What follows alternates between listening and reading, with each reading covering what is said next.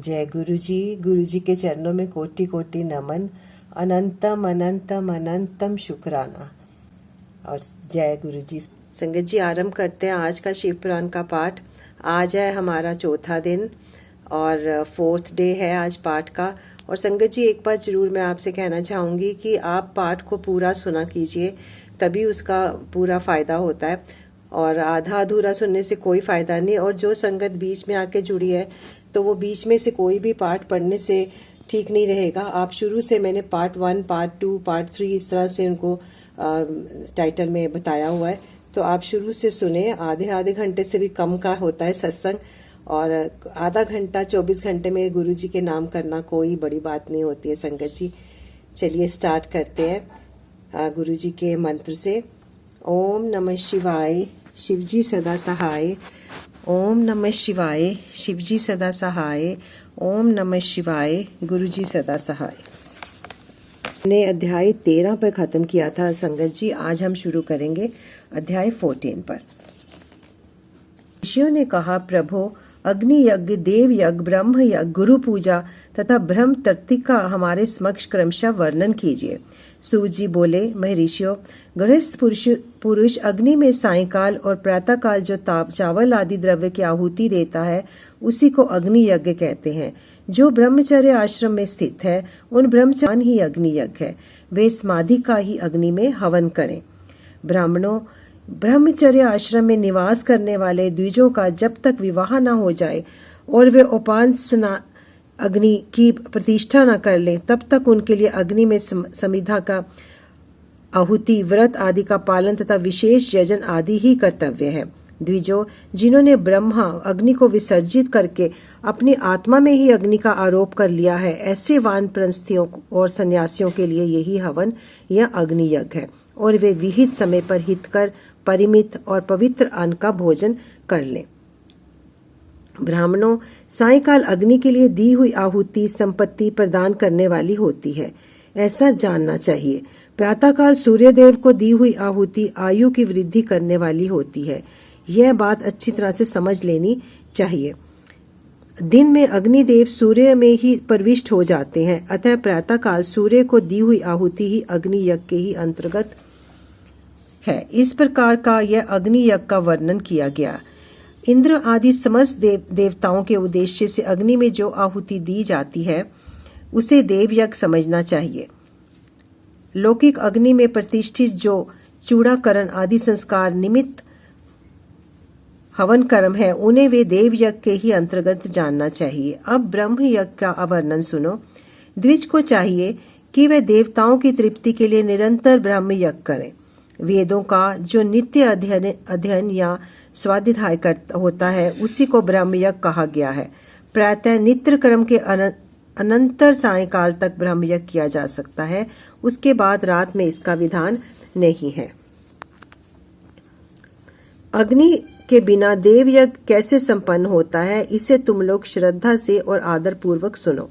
सृष्टि के आरंभ में सर्वज्ञ, दयालु और सर्वसमर्थ महादेव जी ने समस्त लोगों के उपकार के लिए वारों की कल्पना की है। वे भगवान शिव संसार रूपी रोग को दूर करने के लिए वैद्य हैं, सबके ज्ञाता तथा समस्त औषधों के भी औषध हैं। उन भगवान ने पहले अपने वार की कल्पना की जो आरोग्य प्रदान करने वाला है, तत्पश्चात अपनी माया शक्ति का वार बनाया जो संपत्ति प्रदान करने वाला है। जन्म काल में दुर्गतिग्रस्त बालक की रक्षा के लिए उन्होंने कुमार के वार की कल्पना की। तत्पश्चात सर्वसमर्थ महादेव जी ने आलस्य और पाप की निर्वृत्ति तथा समस्त लोगों का हित करने की इच्छा से लोक रक्षक भगवान विष्णु का वार बनाया। इसके बाद सबके स्वामी भगवान शिव ने पुष्टि और रक्षा के लिए आयु करता त्रिलोक सृष्टा परमेष्ठी ब्रह्मा का आयुष कारक वार बनाया, जिसमें समस्त जगत के आयुष की सिद्धि हो सके। इसके बाद तीनों लोकों की वृद्धि के लिए पहले पुण्य पाप की रचना हो जाने पर उनके करने वाले लोगों को शुभाशुभ फल देने के लिए भगवान शिव ने इंद्र और यम के वारों का निर्माण किया। ये दोनों वार क्रमशः भोग देने वाले तथा लोगों के मृत्यु भय को दूर करने वाले हैं। इसके बाद सूर्य आदि 7 ग्रहों को, जो अपने ही स्वरूप भूत तथा प्राणियों के सुख दुख के सूचक हैं, भगवान शिव ने उपयुक्त 7 वारों का स्वामी निश्चित किया। वे सब के सब ग्रह नक्षत्रों के ज्योतिर्मय मंडल में प्रतिष्ठित है। शिव के वार या दिन के स्वामी सूर्य हैं। शक्ति संबंधी वार के स्वामी सोम है। कुमार संबंधी दिन के अधिपति मंगल हैं। विष्णु वार के स्वामी बुध है। ब्रह्मा के वार के अधिपति बृहस्पति हैं। इंद्रवार के स्वामी शुक्र और यमवार के स्वामी शनिश्चर हैं। अपने अपने वार में ही हुई उन देवताओं की पूजा उनके अपने अपने फल को देने वाली होती है।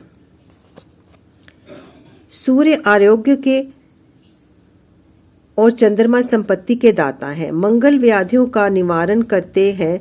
बुध पुष्टि देते हैं। बृहस्पति आयु की वृद्धि करते हैं। शुक्र भोग देते हैं और शनिश्चर मृत्यु का निवारण करते हैं। ये 7 वारों के क्रमशः फल बताए गए हैं जो उन देवताओं की प्रीति से प्राप्त होते हैं।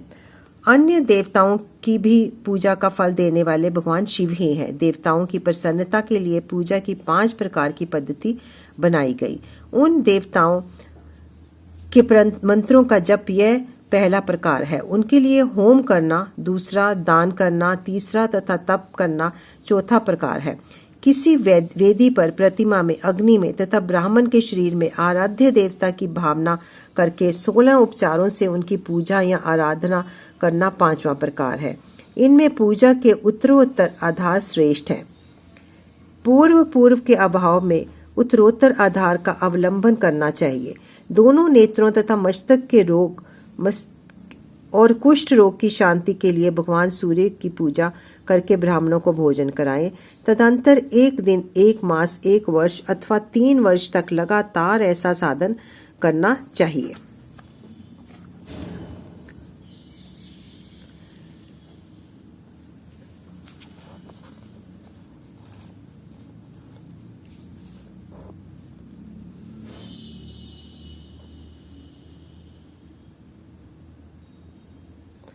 इससे यदि प्रबल प्रारब्ध का निर्माण हो जाए तो रोग एवं जरा आदि रोगों का नाश हो जाता है।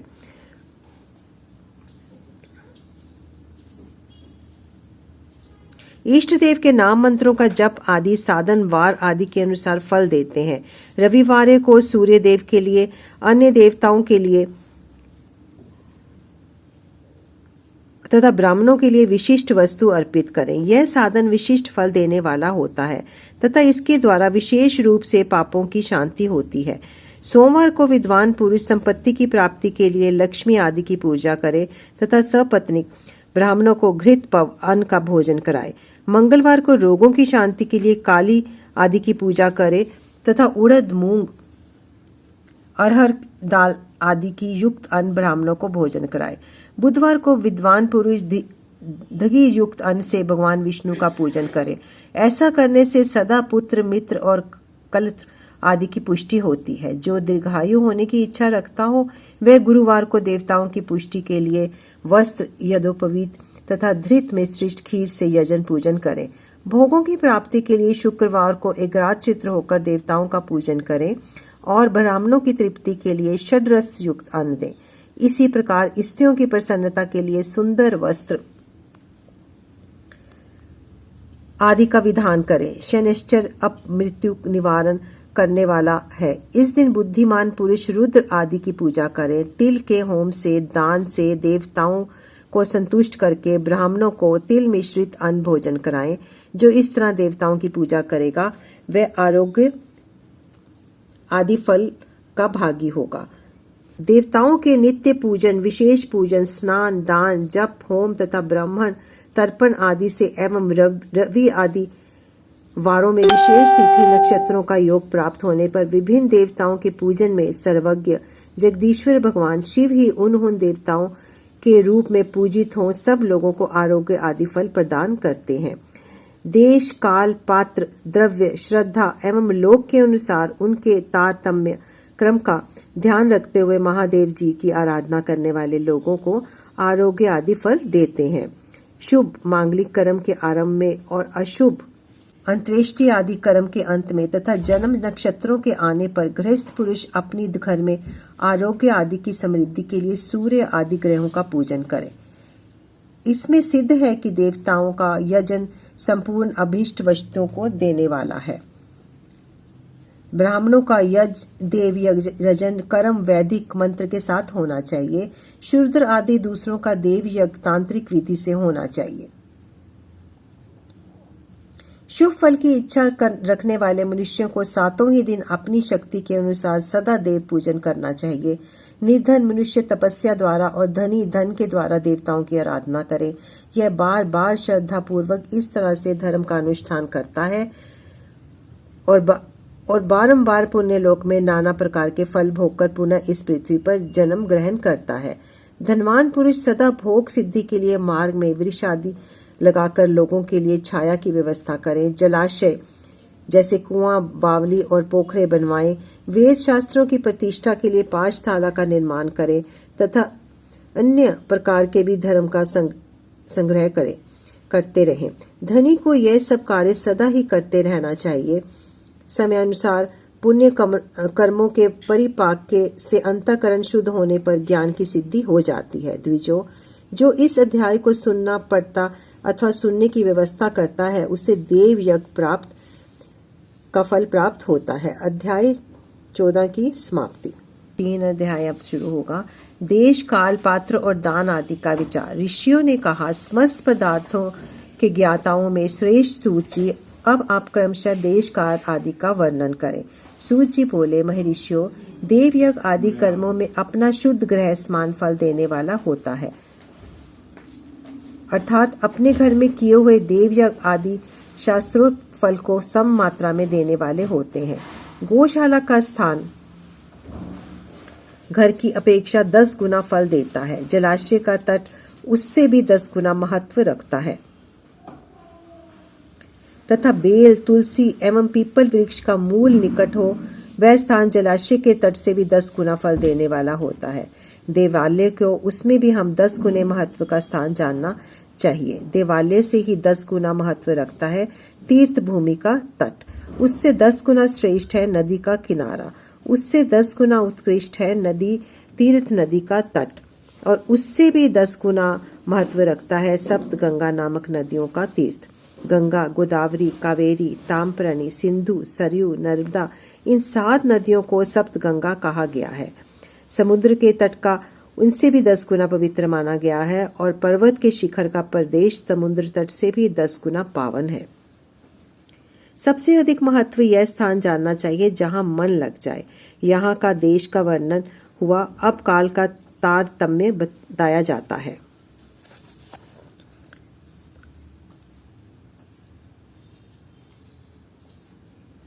सत्ययुग में यज्ञ, दान आदि कर्म पूर्ण फल देने वाले होते हैं, ऐसा जानना चाहिए। त्रेता युग में उसका 3/4 फल मिलता है। द्वापर में सदा आधे ही फल की प्राप्ति कही गई है।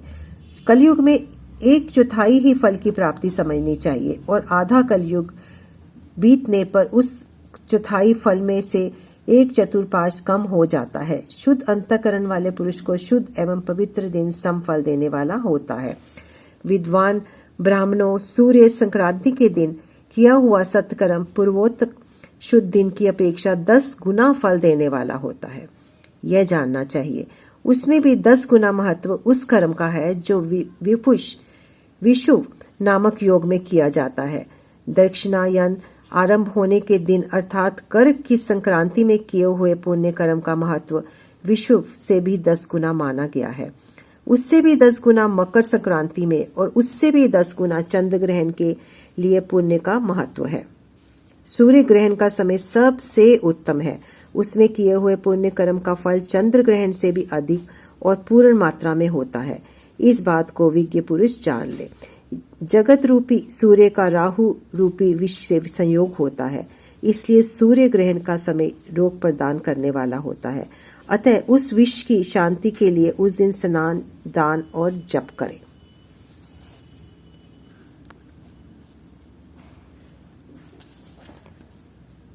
यह काल विष की शांति के लिए उपयोगी होने के कारण पुण्यप्रद माना गया है। जन्म नक्षत्र के दिन तथा व्रत की पूर्ति के दिन का समय सूर्य ग्रहण के समान ही समझा जाता है, परंतु महापुरुषों के संग का काल करोड़ों सूर्य ग्रहण के समान पावक है, ऐसा ज्ञानी पुरुष जानते मानते हैं। तपोनिष्ठ योगी और ज्ञाननिष्ठ यति के पूजा के पात्र हैं, क्योंकि ये पापों के नाश के कारण होते हैं। जिसने 24 लाख गायत्री का जप कर लिया हो वह ब्राह्मण भी पूजा का उत्तम पात्र है। यह संपूर्ण फलों और भोगों को देने में समर्थ है। जो पतन से त्रास करता अर्थात नरक में गिरने से बचाता है, उसके लिए इसी गुण के कारण शास्त्र में पात्र शब्द का प्रयोग होता है। यह दाता का पातक से त्राण करने के कारण पात्र कहलाता है। गायत्री और अपने गायन का पतन से त्राण करती है, इसलिए यह गायत्री कहलाती है। जैसे इस लोक में जो धनहीन है वह दूसरे को धन नहीं देता, जो यहाँ धनवान है वही दूसरे को धन दे सकता है। उस तरह जो स्वयं शुद्ध पवित्र आत्मा है वही दूसरे मनुष्यों का त्राण या उद्धार करता है। जो गायत्री का जप करके शुद्ध हो गया हो वही शुद्ध ब्राह्मण कहलाता है। इसलिए दान, जप, होम और पूजा सभी कर्मों के लिए वही शुद्ध पात्र है। ऐसा ब्राह्मण ही दान तथा रक्षा करने की पात्रता रखता है। स्त्री हो या पुरुष, जो भी भूखा हो वही अन्न दान का पात्र है।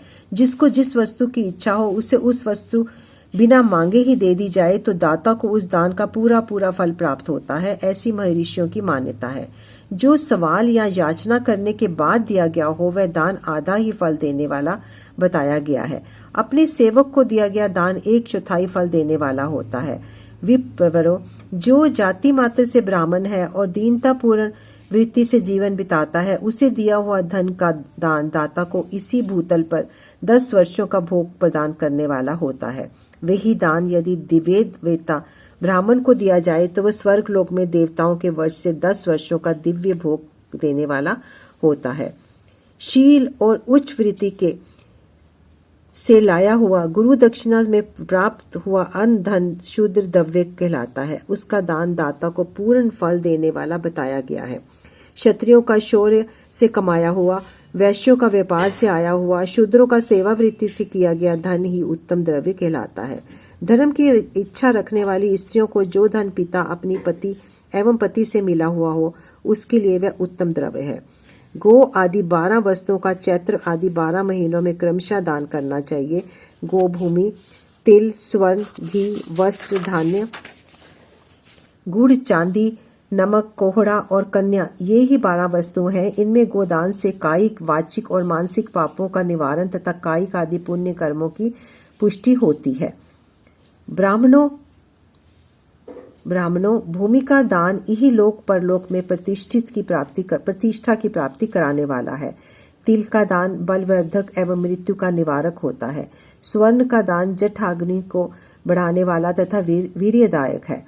घी का दान पुष्टिकारक होता है। वस्त्र का दान आयु की वृद्धि कराने वाला होता है, ऐसा जानना चाहिए। धान्य का दान अन्न धन समृद्धि में कारक होता है। गुड़ का दान मधु भोजन की प्राप्ति कराने वाला होता है। चांदी के दान से वीर्य की वृद्धि होती है। लवण का दान षड्रस भोजन की प्राप्ति कराता है। सब प्रकार का दान सारी समृद्धि की सिद्धि के लिए होता है। विज्ञ पुरुष कुश मांड के दान को पुष्टिदायक मानते हैं। कन्या का दान आजीवन भोग देने वाला कहा गया है। ब्राह्मणों, यह लोक और परलोक में भी संपूर्ण भोगों की प्राप्ति कराने वाला होता है। विद्वान पुरुष को चाहिए कि जिन वस्तुओं से श्रवण आदि इंद्रियों की तृप्ति होती है उसका सदा दान करते रहें।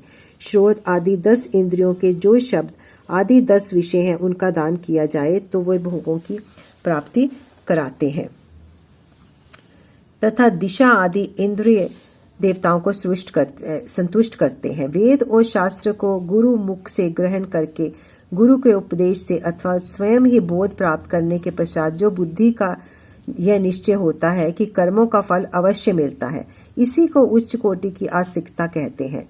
भाई बंधु अथवा राजा के भय से जो आस्तिकता बुद्धि या श्रद्धा होती है वह कनिष्ठ श्रेणी की आस्तिकता होती है। वे सर्वथा दरिद्र हैं।